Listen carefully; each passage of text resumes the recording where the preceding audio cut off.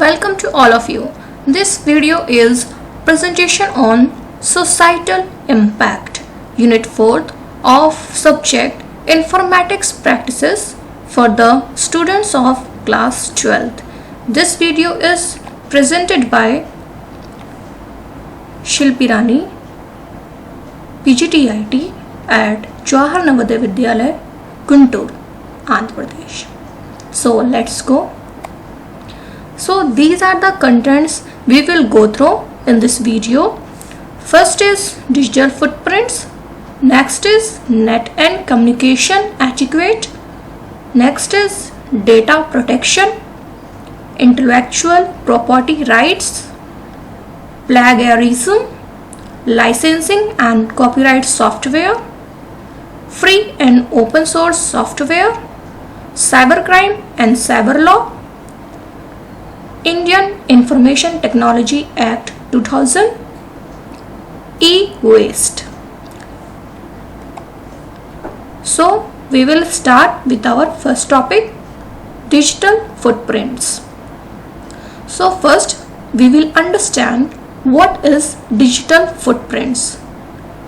Digital footprints are the records and traces of individuals' activities leave behind as they use internet.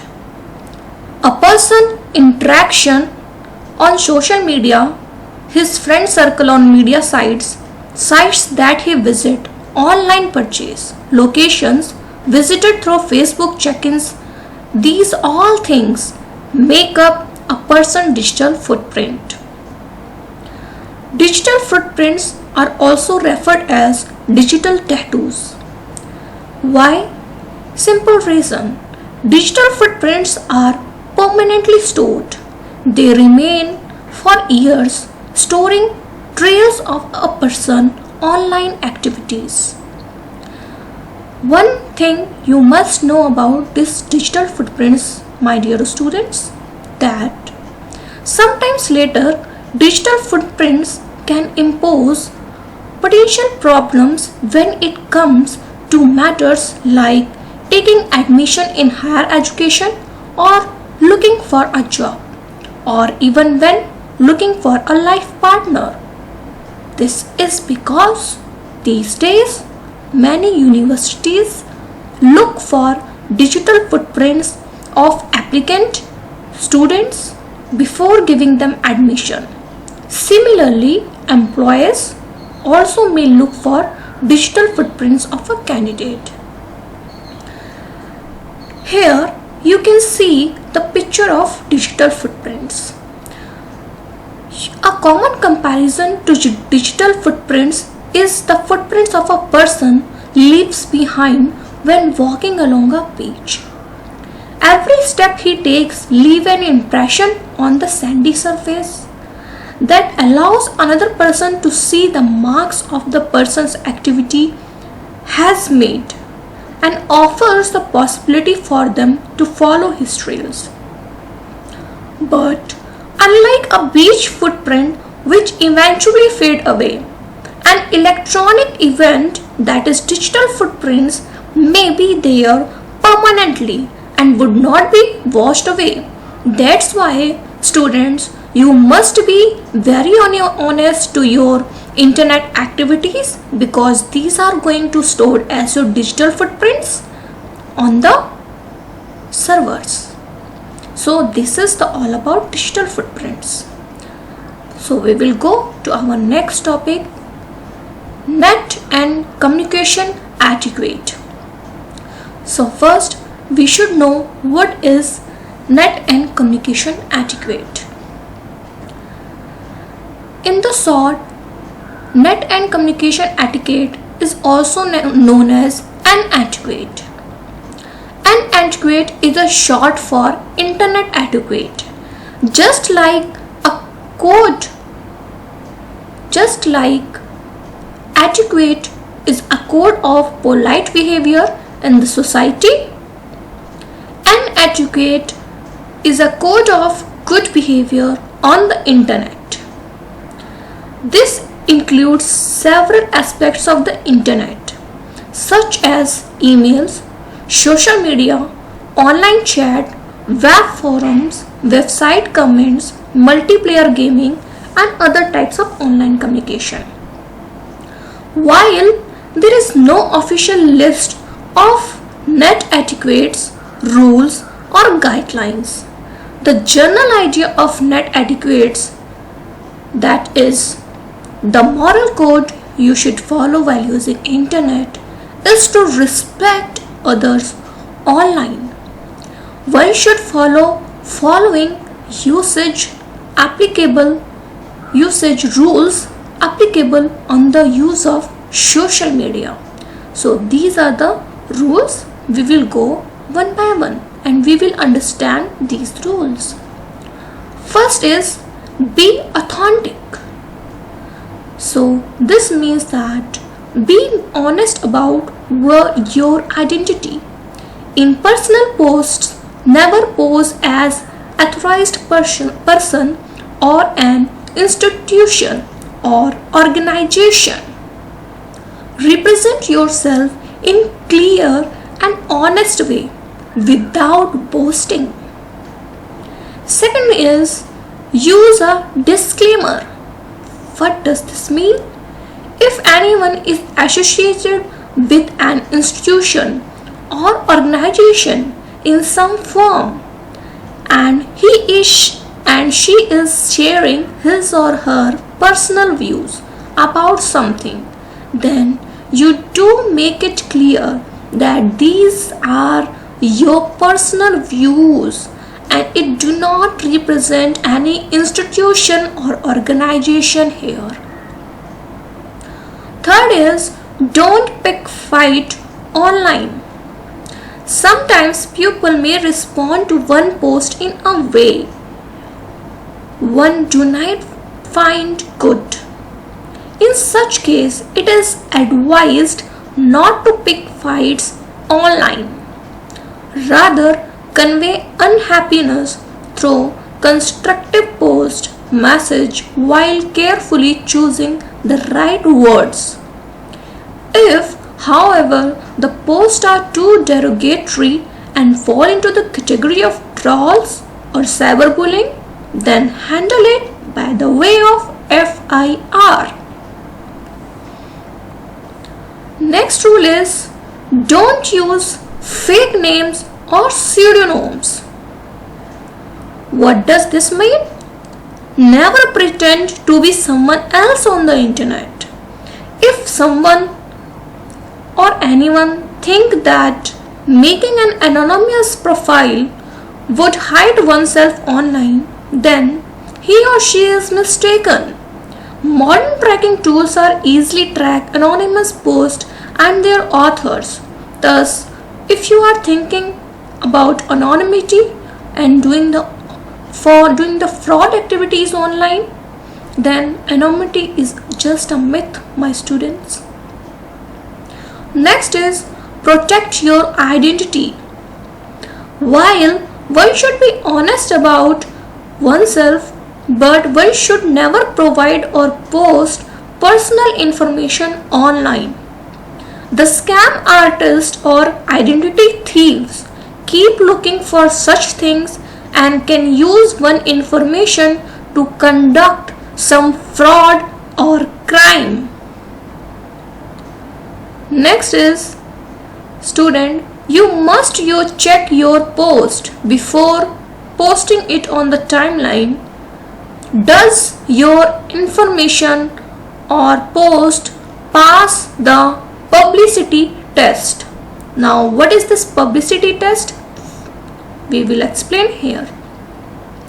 Before anyone posts something online, perform publicity test on it.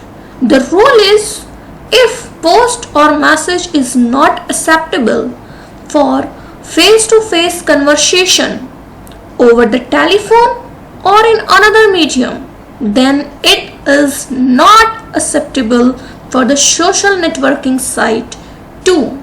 This is the publicity test and you should follow before posting anything online.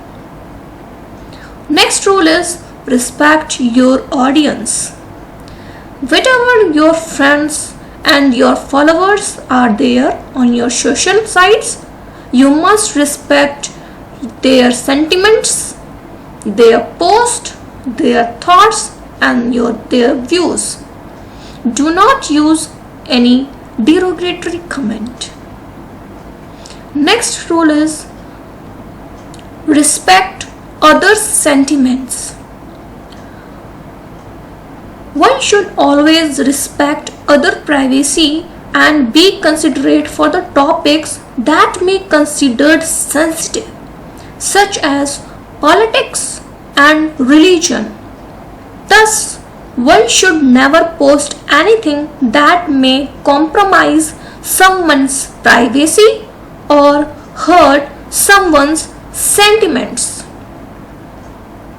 Last rule is monitor your comments or monitor the comments of others also. Most people who maintain social media sites welcome comments. It builds credibility and community.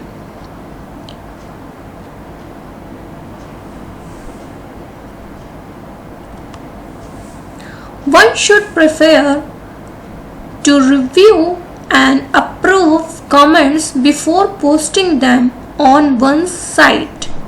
This way will ensure the quality of comments. So you should monitor the comments. So these are all the rules generally one should follow while using internet. So we will go to our next topic. Data protection. So what we will explain the meaning of this. Data protection, that means confidentiality of information, ensures that only authorized user get access to sensitive and protected data.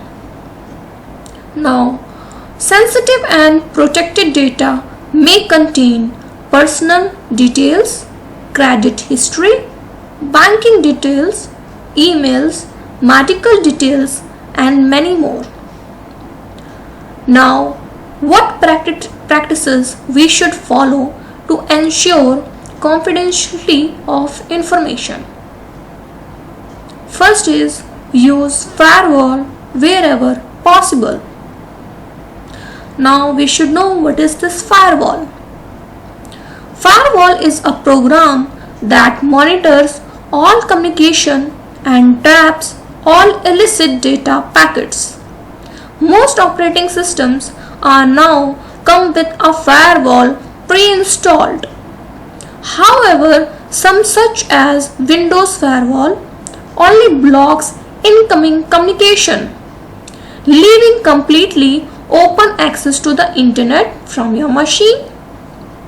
Thus, it is recommended that you install a firewall that can monitor both incoming and outgoing communication and traps the illicit ones. Second is control browser settings to block tracking. A website can track our surfings on their sites by IP address and related system information, and search engine generally record our queries together with computer identification. This all builds up a profile of our interest on the internet over time. To minimize these threats, we should turn our default browser setting to exclude cookies, especially third-party cookies, since they can be used to build up detailed profiles of our surfing patterns over time. Third practice we should follow is browse privately wherever possible. To avoid tracking via the website, we try to browse internet privately wherever possible. Next is be careful while posting on internet. Why we should be careful? I will explain you in the next seconds. We should know that posting is public. In most countries, anything one posts to public space can be saved, archived, duplicated, distributed, and published. So, we should ensure that we should never post our crucial information like personal details such as address, mobile phone number, bank details, credit card details, and many more on the public internet sites. Next is ensure safe sites while entering crucial information. So now how can you ensure that the site you are visiting is safe or not? I will explain you. Sometimes we need to provide our crucial information such as our personal details or bank details. In such case, we need to ensure type the URL of the website in the address bar of the browser on your own. Do not click on a link that takes to this website, or do not copy paste the link of this website. Next is ensure that address contains HTTP and a padlock sign. A safe URL site start with HTTPS and not with HTTP. Also, it shows a closed padlock. If you are using HTTPS sign, then it will ensure that your all communication will be encrypted. Next is carefully handle emails. While opening an email, make sure that one knows the sender. Even if you open the email message by accident, make sure not to open the attachment in the email from unrecognized source. Emails containing sensitive information should be deleted securely. Also, email may contain a link to legitimate looking website. Never click on any link inside an email to open it. The link might look legitimate, but it may take to a fraudulent site. Even if you need to visit the linked website, type the URL of the website on your own in the address bar of the web browser. Next is do not give sensitive information on wireless network. Sometimes we get access to some wireless connection such as Wi-Fi connections available on the airports and railway stations. While using such Wi-Fi connection, make sure that not to open any personal emails or provide any sensitive information on a website. The reason for this is that most free wireless networks are not encrypted, and hence information on it can be trapped and used for fraudulent purpose. Next and the last and the most important thing that we should follow to assure the privacy of our data is this point. Avoid using public computers. But if one needed to work on a public computer, then make sure following things. Browse privately. Don't save your login information. Never save password while working on a public computer. Avoid entering sensitive information onto a public computer. Don't leave computer unattended with sensitive information on the screen. Disable the feature that stores password. Properly log out before one leaves the computer. Erase history and traces of one work or your work, that is, clear the history and cookies. So by following these rules, you can surf securely on a public computer. So this is all about the data protection, that what is data protection and how we can ensure that our information is confidential. So we will go to our next topic, intellectual property rights. So first we will know what is intellectual property. Then we will know about what is intellectual property rights. So first is, intellectual property is a category of property that includes intangible creation of human intellect, that is the creation of our mind. For example, information, invention, literary and artistic work, symbols, names, images, design, used in commerce. This word is important because whatever the creation are there, if it is used in commerce, that are the part of intellectual property. Next, we will know about what is intellectual property rights. These are the rights of the owner of the information to decide how much information is to be exchanged, shared or distributed. Also, it gives the owner a right to decide the price for doing so. That means exchanging, sharing or distributing that information.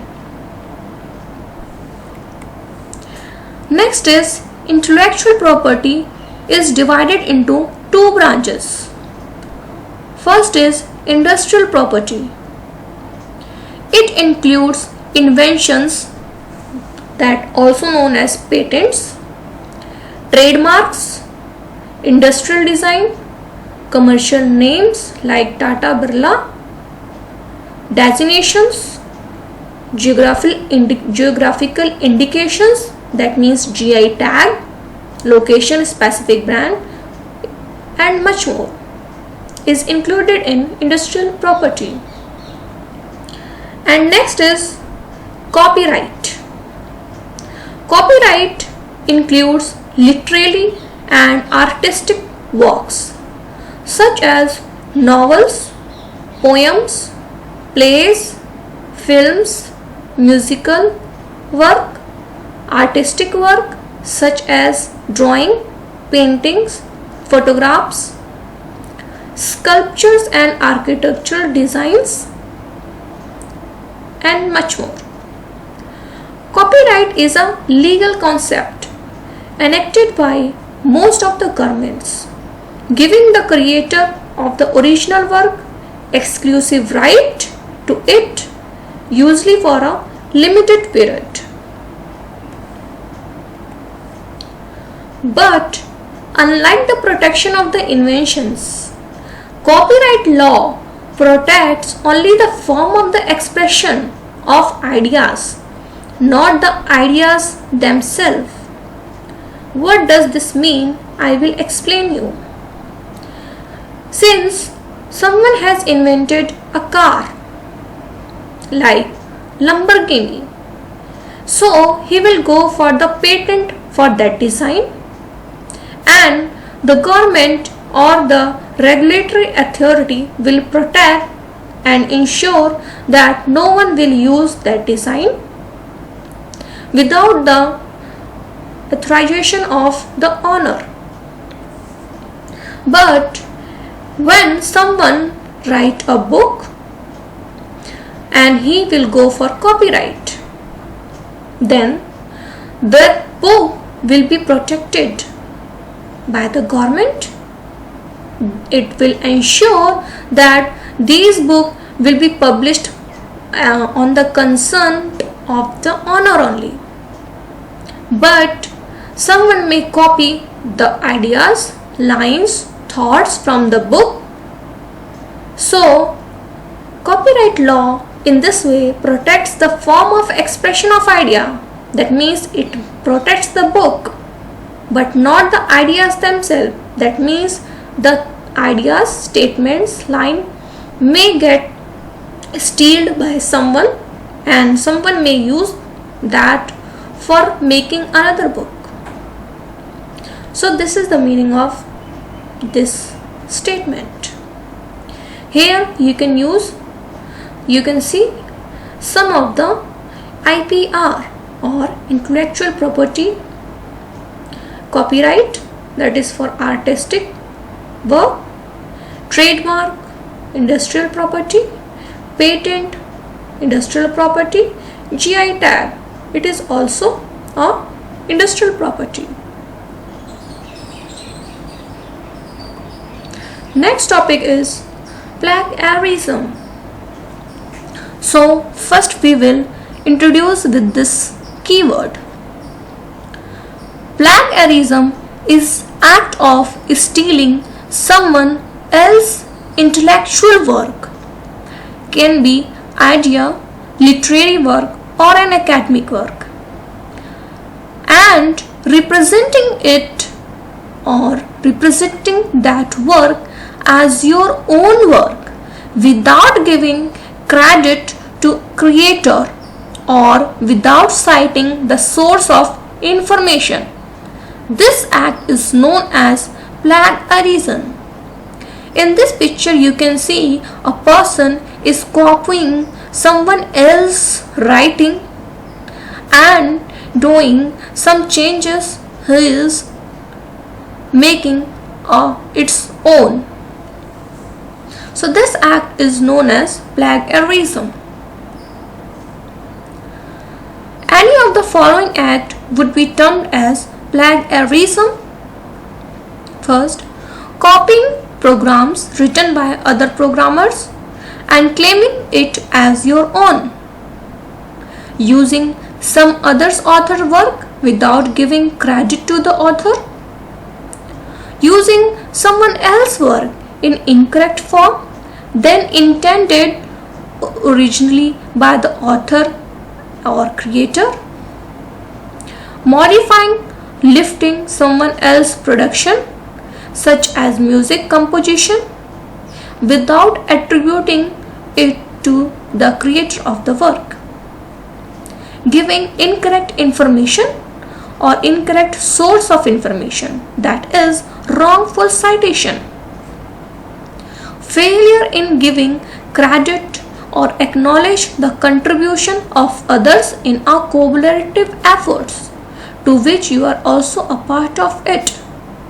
So these are all the acts of plagiarism. Next is plagiarism can be classified as deliberate or intentional plagiarism. Next is accidental or unintentional plagiarism. I will explain you both of the terms. First, intentional plagiarism includes copying someone else's work, cutting and pasting blocks of text or any kind of media, that is audio, video or movie clips, from electronic sources without documenting and at the same time publishing it on the web without the permission of developers or creators. This is known as deliberate or intentional plagiarism. Next is unintentional plagiarism involves careless paraphrasing, that is changing the words or sentence construction of a copied document, quoting text excessively along with poor documentation. So this is accidental or unintentional plagiarism. Next is accidental plagiarism cases are less serious in comparison to deliberate plagiarism as shown in figure. Suppose if you have done paraphrasing that was not done correctly, this will include or classified as accidental or unintentional, and these are the minors. Now if you move on, you have used the idea without referencing the original source. This is more serious case as comparison to the previous one. Next is unacknowledged copying of material. This is more serious. And more serious is submitting someone else's original work as your own, and this is extremely serious case. So by this you can understand these are 4 kind of act, and you can understand that the flow of seriousness. So how to avoid plagiarism? So here, by using these rules, you can avoid plagiarism. Use your own words and ideas. Always provide reference or give credit to the source of information. If by any chance it becomes necessary to use someone else's exact words, don't forget to put them in quotes and give credit using in-text citation. As far as possible, try to include the source in your words, citing page number. Cite the name of the website, URL, or the name of the authors and acknowledge them if you have used their work after rearranging the order of the sentence and changing some of the words. Take information in the form of bulleted notes in your own words rather than copying entire contents or complete sentence. Use online tools to check plagiarism. And students, you must know that plagiarism is offense, as it would amount to both copyright infringement and the violation of an author's right to be credited. A civil suit may be instituted and criminal charges may also be filed.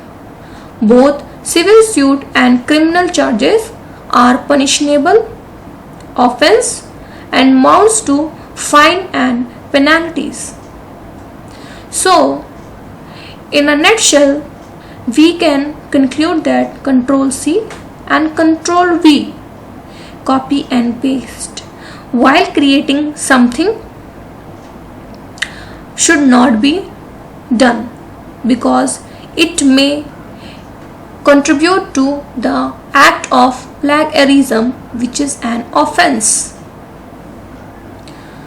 So next we will go to our next topic, licensing and copyright software. Software licensing is a legal right to run or the privilege given to a person by a company to access their application or program. This is called software licensing. A license agreement governs the use of licensed software, that is, typically allow the software to run on a limited number of computers and allow copies to be made, though slowly, for backup purpose. Next we will understand what are advantages of using licensed software. First, by using licensed software, one is able to contribute to further development of the program. It also helps the economy generate not just computer related jobs but opportunities for other people, businesses whose work is much dependent on written technology. Apart from legal obligation to use licensed software. It comes with outright support that is not found in pirated software. Here you can see a figure. This figure shows Windows 8 as a copyright of Microsoft, which indicates that this software is licensed product of Microsoft and has to be legally purchased for the use.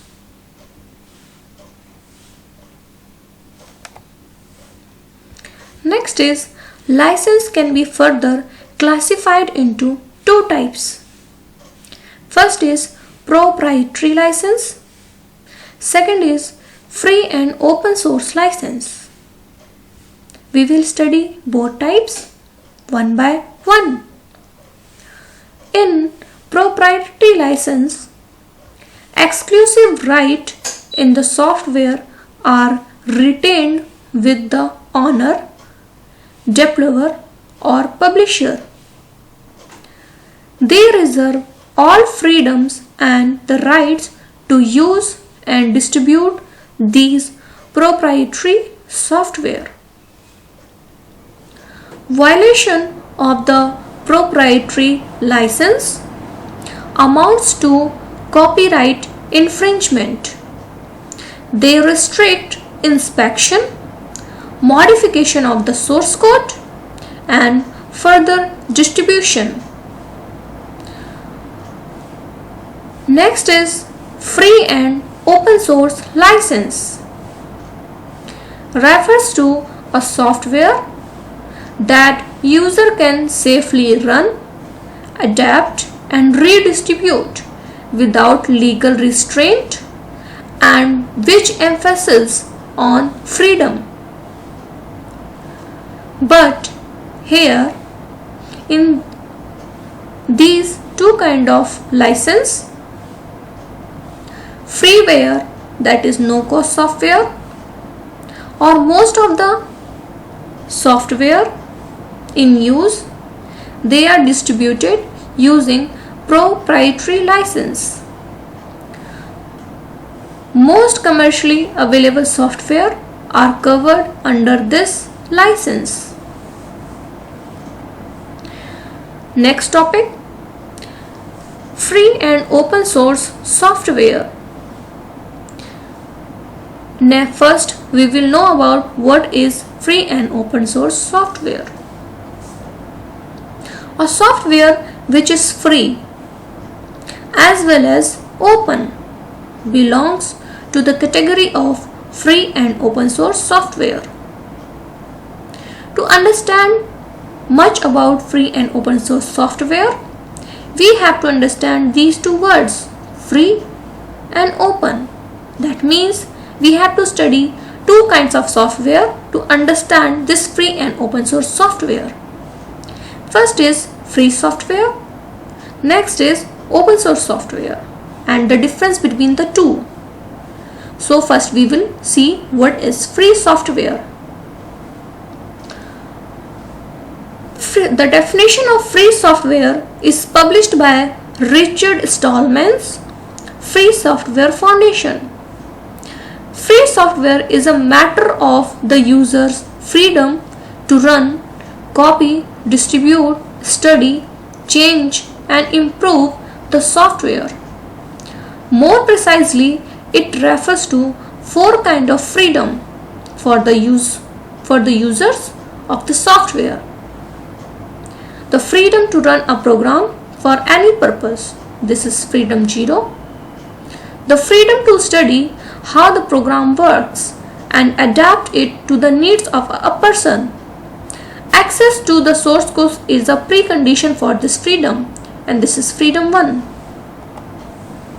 The freedom to redistribute copies so one can help his neighbor.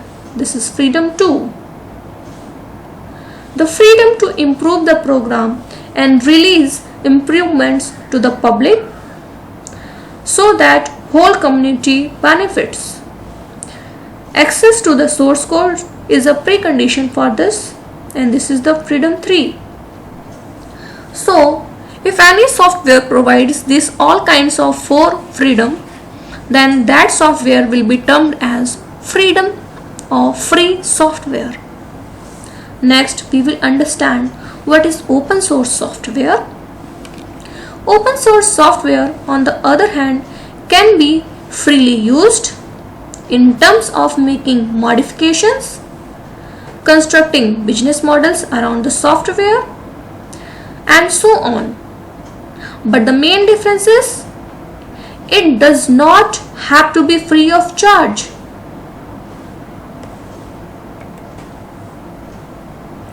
Open source software is further categorized as permissive license and second, copyleft license. We will explain each one by one. Permissive license provides a royalty-free license to do virtually anything with the source code. They permit using, copying, modifying, merging, publishing, distributing, sublicensing, and or selling, but the distribution can only be made without source code, as source code modification can lead to permissive license violation. For example, Apache, W3C, these are some who come with permissive license. Next is, in case of copyleft license, source code has to be provided. Also, distribution and modification of the source code is permitted. For example, GPL, General Public License, CCL, Creative Commons License, LGPL, Lesser General Public License, MPL, Mozilla Public License. These all licenses come under copyleft license.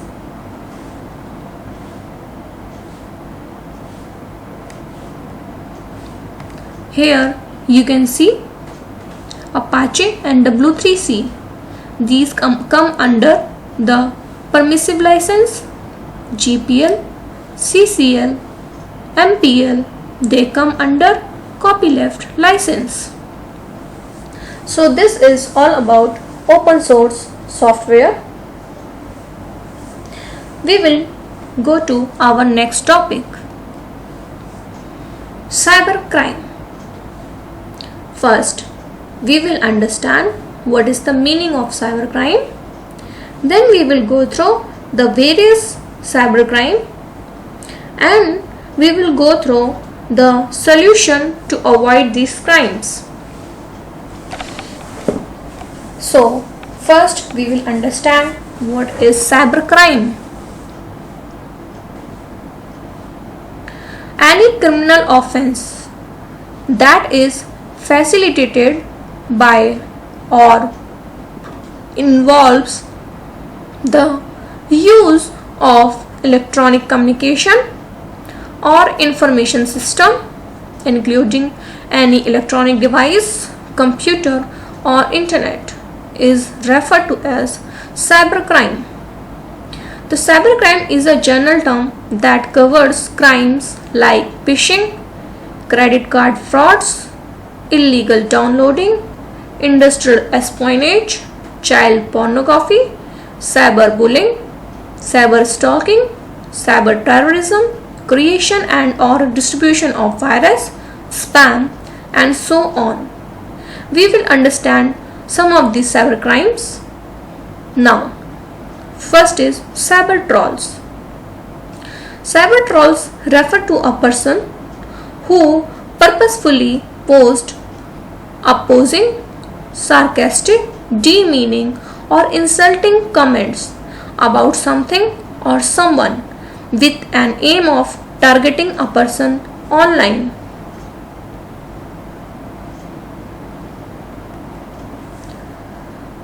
The provocative message posted this way are also called troll. So the word troll can refer to a derogatory comments posted by a troll. Next is cyberbullying. Harassing, demeaning, embarrassing, defaming or intimidating someone using modern technology like internet, cell phones, instant messenger, social network. Its extra is called cyberbullying. Cyberbullying is a crime garnering such criminal charges as harassment, libel assault, even terrorism. In addition to criminal charges, cyberbullies may be held responsible for the damage they do in a civil lawsuit where they may be ordered to pay for it. After cyberbullying, we will understand cyberstalking. This kind of online harassment wherein the victim is subjected to a barrage of online messages and emails. Typically, these stalkers know their victims. A cyber stalker relies upon the anonymity afforded by the internet to allow them to stalk their victim without being detected. Cyber stalkers often do this to trouble their victim. What the cyber stalker do? They collect all personal information about the victim such as name, family background, telephone numbers of the residents, workplace, daily routine of the victim, address of residence and the place of work, date of birth and much more.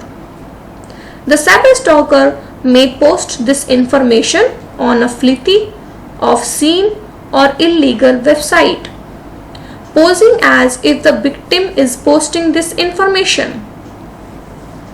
People of all kind from nook and corner of the world who come across this information start calling the victim as his or her residence or workplace for many fleeting and obscene reasons. Some stalkers subscribe the email account of the victim to innumerable obscene or illegal sites, because of which victim starts receiving such kind of unsolicited emails. Some stalkers keep on sending repeated emails asking for various kind of favors or threaten the victim. Stalker follows their victim from board to board.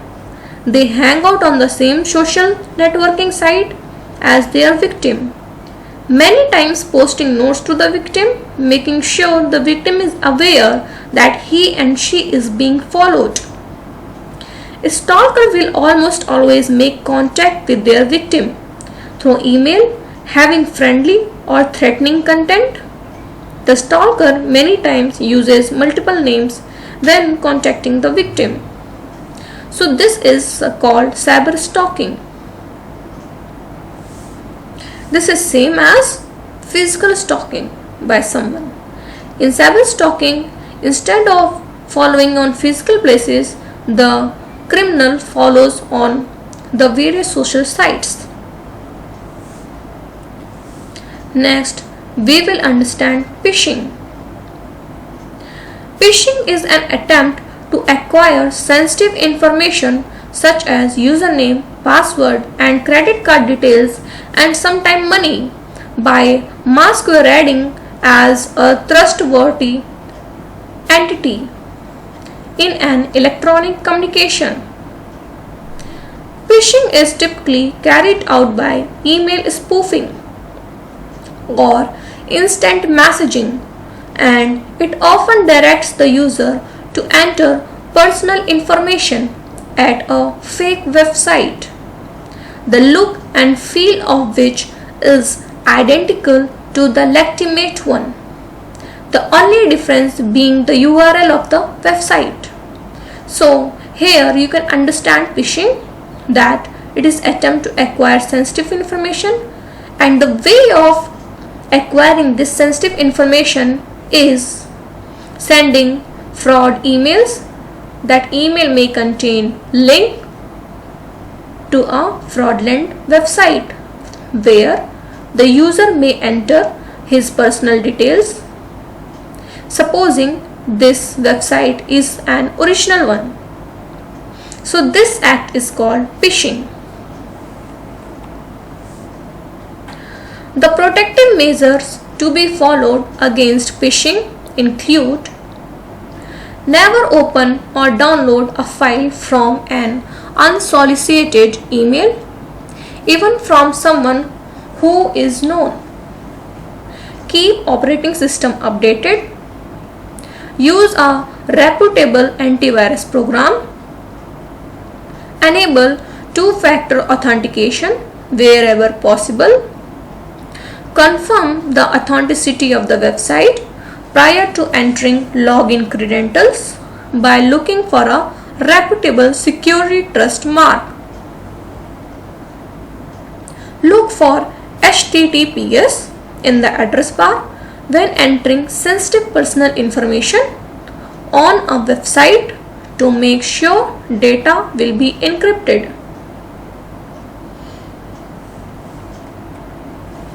Next cybercrime is illegal downloading. Illegal downloading is obtaining files that one don't have right to access from the internet. Illegal downloading is root cause of digital privacy.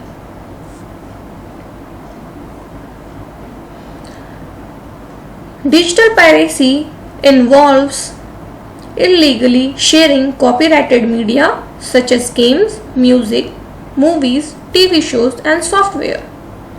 For example, if someone is able to access the downloaded movies or TV show for a free or extremely low prices, which is actually illegal copies and thus comes under the ambit of piracy. To avoid illegal downloading, always obtain it from a reputable dealer that have rights to sell it.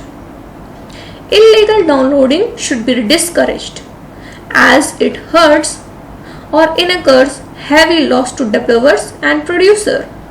The person who is carrying out this illegal downloading can face punishment or fine. Next is child pornography.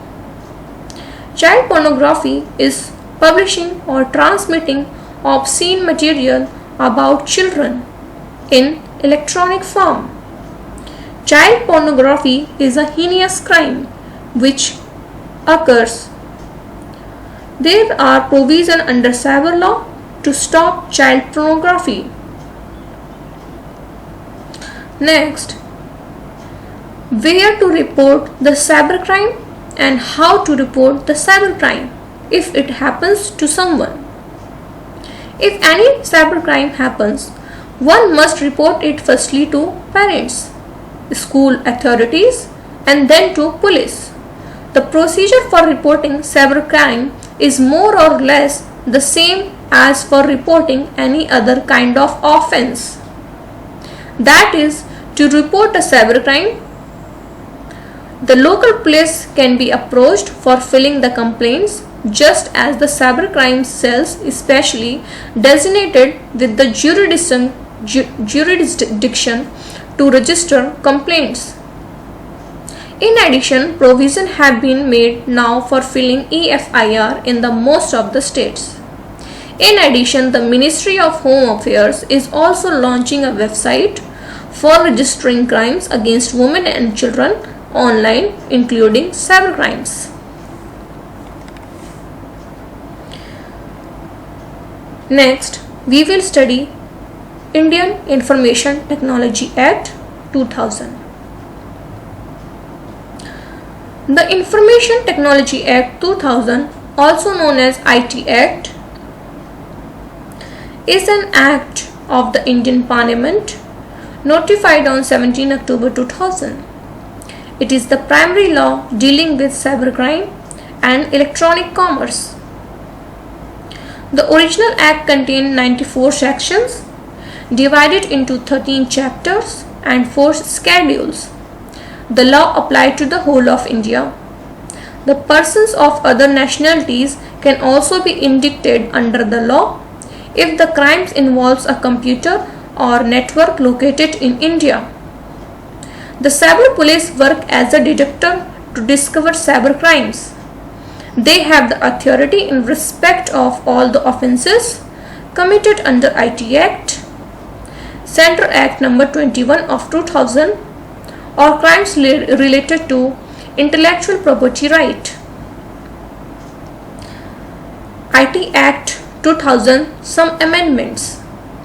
A major amendment was made to the IT Act in 2008. It introduced Section 66A, which penalized sending of offensive messages. It also introduced Section 69, which gave authorities the power of interception or monitoring or decryption of any information through computer resources. Amendment also contained penalties for child pornography, cyber terrorism, voyeurism. Here in this slide we can see some important section for an offense and related penalties. So we will study one by one. Some important section of IT Act is 67A. It is concerned with the offense of publishing image containing sexual acts. The penalty is imprisonment up to 7 years and or fine up to 10 lakhs. Next is 67B. For the offense publishing child porn or predating children online. The penalty is imprisonment up to 5 years and or fine up to 10 lakhs for the first conviction. On second conviction, imprisonment up to 7 years and or fine up to rupees 10 lakh may be constituted. Next is 67C. This is related to the offense failure to maintain records. The penalty is imprisonment up to 3 years and or fine up to 2 lakh. Next important section is section 68, related to the offense of failure or refusal to comply with orders, and the penalty for the offense is imprisonment up to the 7 years and or possible fine. Next is 69. The offense is failure or refusal to decrypt data, and the penalty for this offense is imprisonment up to 3 years and or fine up to 1 lakh. Next important section is section 70, related to the offense of securing access or attempting to secure access to a protected system, and the penalty is imprisonment up to 10 years and or fine. Next is section 71, related to the offense of misrepresentation, and the penalty for this misrepresentation is imprisonment up to 3 years and or fine up to rupees 1 lakh. Next topic we will study e-waste. What are the hazards and how we can manage our e-waste. So first we will understand what is e-waste. Electronic waste or e-waste describes discarded electrical or electronic devices, used electronics which are destined for refurbishment, reuse, salvage, recycling through material recovery or disposal are also considered as e-waste. Here in this figure you can see the various type of e-waste. It may include an electronic device like mouse, keyboard. It may include various phones, discarded phones. It may include monitors and laptops and desktop computers. It may include cell phones. It may include audio device, it may include televisions, scanners and copiers, and much more electronic devices. So next we will understand what are the different e-waste hazards. All electronic waste is made up of deadly chemicals such as lead, cadmium, beryllium, mercury, and brominated flame retardants. Disposing of gadgets and devices improperly increase the chances of these dangerous chemicals containing the soil, polluting the air, and leaching into the water bodies. When e-waste is deposited in a landfill, it tends to leach when water passes through it, picking up trace elements. The contaminated landfill water then reaches natural groundwater with increased toxic levels and can be very harmful if it enters drinking water sources. Some recycling companies ship e-waste to third world countries. A lot of children earn their livelihood by scavenging gold, silver, iron, copper, and cobalt from tech waste, which is very harmful to their health. Countries that are used as dumping grounds usually have high rates of cybercrime, as the salvaged hard drives can give criminals direct access to the personal information and files. Next, we will see how we can manage our e-waste. Here are some eco-friendly e-waste disposal techniques. First is, give electronic waste to a certified e-waste recycler. In this, find an e-waste recycler which is officially credited by Basel Action Network, in short BAN. BAN is a non-profit organization of recycling companies dedicated to recycling e-waste in a safe and responsible way. So, working alongside a certified recycler means no need to worry about polluting another nation or risk losing personal details to criminals. Precautions to be taken before donating or recycling electronics waste. First, upgrade the computers instead of simply replacing it. Second, format all personal information from product before discarding it. Third, take out batteries from your gadgets before getting rid of them. Second method you can use, sell off outdated technology. One can tap into online sites like eBay, Craigslist, and OLX, or even resort to having a garage sale, as this will help to get rid of outdated electronics as well as you can earn some money. Third way, you can donate your outdated technology. Inquire among old gadgets that are no longer needed can be donated, as they may be useful to others. For example, old computers may be useful to either NGO or a student. Next is, visit civic institutions. Inquire among governments, universities, and schools for recycling programs they run, as a lot of organization has started assigning a certain day and place for environmentally conscious citizens to come up and drop off their e-waste. So you inquire about these programs and you can drop your e-waste there. Give back to electronic companies and drop off points. A lot of electronic companies tend to have an exchange policy whereby they take back old gadgets when the user buy a later version of the same gadget, and sometimes they offer a discount on a new purchase. A few recycling companies have set off electronics drop-off points where you can go and you can drop your electronic product such as cell phones and tablets, after which they will get recycled. Safeguard both environment and sensitive information.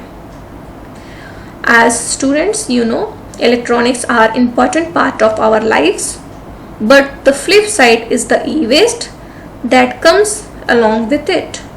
So make sure to format electronic device before disposing them in proper manner. Here you can see these e-waste is goes for recycling. Here in this slide you can see the e-waste recycling process. First step is electronic waste item is collected by a person, then it is transported to an e-waste recycling center or a facility. Then items are dismantled. Then batteries and cartridges are recycled. Then remaining items are scrambled and some materials are refurbished. So this is all the recycling process. Here you can see the recycling process. This man is collecting recycling process and drops on the drop-off point. Then from there a transport facility collected the e-waste and drop it to an recycling facility. Then here it recovers the metal, it repair or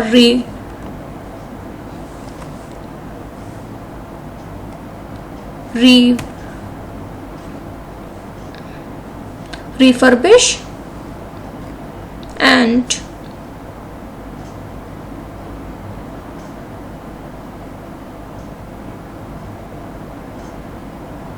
here you can see it again.